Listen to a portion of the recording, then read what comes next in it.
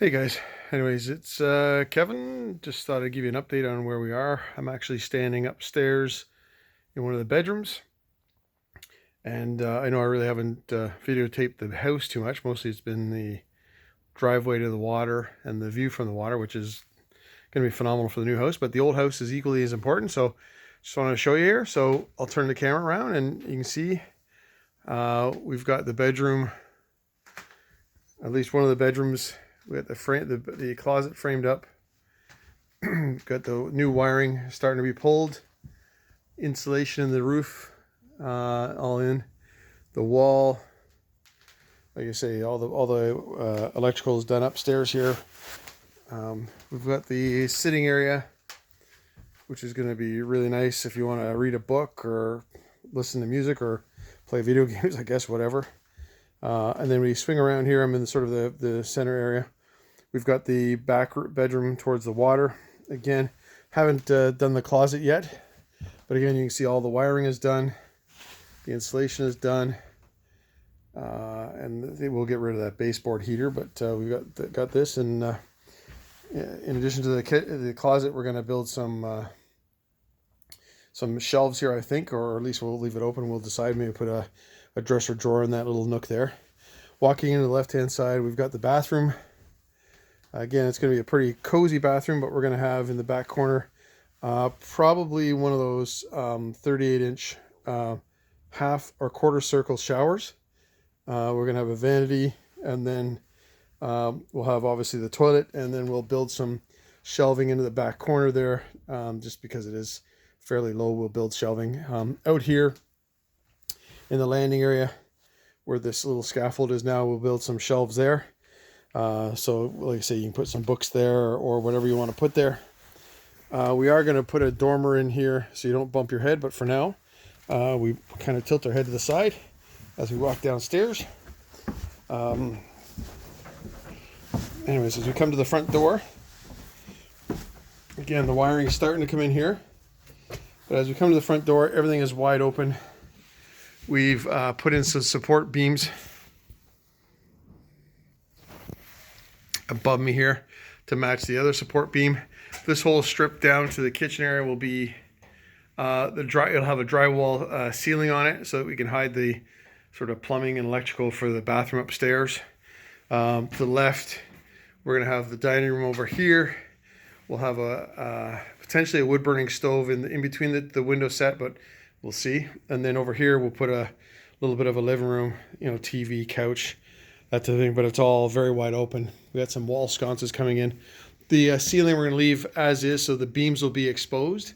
And then in between the beams, the idea is to paint it white, so the beams really sort of pop. And then the other thing that we have, or two things, is that here underneath the stairs, I'll build a closet, so at least you can hang your coats and put your shoes in the closet, so it keeps it out of the way. The whole back wall here will be kitchen. We're initially going to do an island, but I think we'll forgo the island and just leave it wide open. And then in the back part here, where the back door is, we're going to have a little bit of a closet without a door. So you got hooks and a deacon's bench, so you can sit down there and take your coat off and shoes off.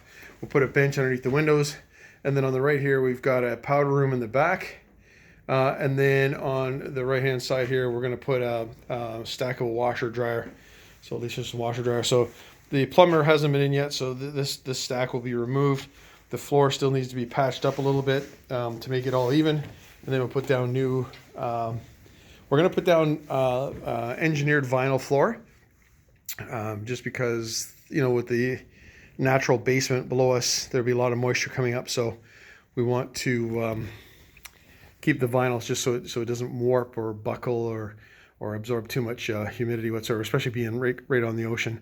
The other thing that we're going to do here is we're actually moving the electrical panel from the basement up to the main room here. So at least should we need to get at the access panel, we don't have to worry about it being wet in the basement.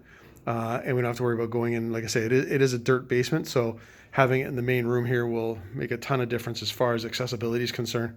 So we'll move it upstairs here.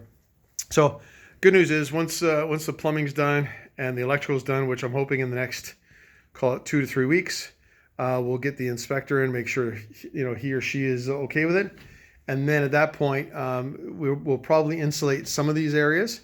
And what I'm contemplating now is, do we fully insulate drywall, or do we put the insulation in where we can, and then focus our attention on the outside of the house, making sure the outside of the house is completely sealed up, waterproof, so that we don't damage any of the insulation or drywall if we hang drywall. So that's kind of where I'm at now as far as, do we kind of put the interior on pause, obviously clean up the mess that's in here, but do we put the interior on pause, focus on the exterior, get that buttoned up, and then come back to the interior?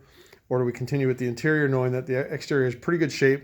Might be the odd little gap here and there that we'll have to be mindful of, but overall it's in pretty good shape. So stay tuned, more work to come, but we're going at it slowly but surely. But like I say, we are making some good progress. And as far as the new house is concerned, I think we're pretty close to finalizing the plans. The idea is that hopefully we'll sign off, in the next maybe the next week or two. And if we go the modular route with the company that we're looking at right now, there's a high likelihood that we could have the new house in place for, let's say, late June, July area.